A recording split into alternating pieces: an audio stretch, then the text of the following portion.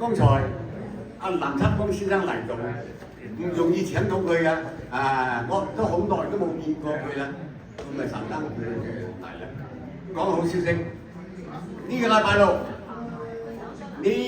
下個禮拜六1點鐘，法王子，我哋嘅課室上課就係由林七公先生嚟講課，點收財本好。歡迎大家嚟聽啊！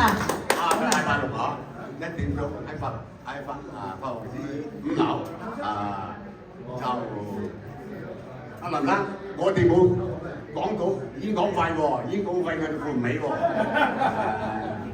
佢大把錢，講800館啊，好多選擇。佢大把錢啊，唔講。一個袁金生、阿新哥都喺度啦，你哋好似得下咁多，有冇地方騰出嚟做博物館啊？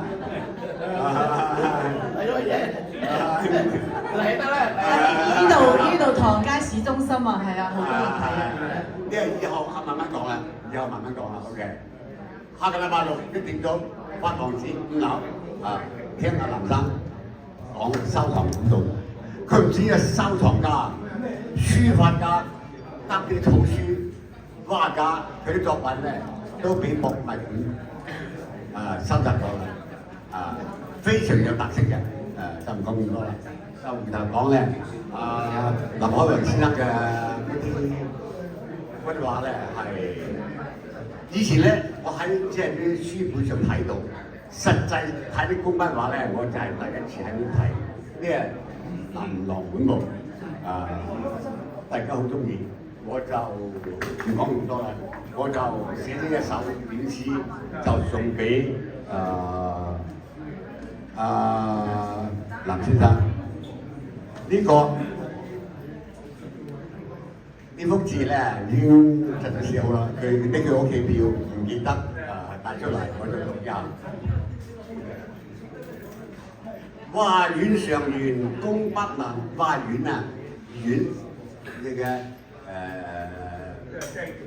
畫院嘅院嘅人。畫院上園工筆能，嗱啲工筆畫好難。大師寫意出班難，大師寫意嘅作品咧係出班難。本真好唔自然美，本真上邊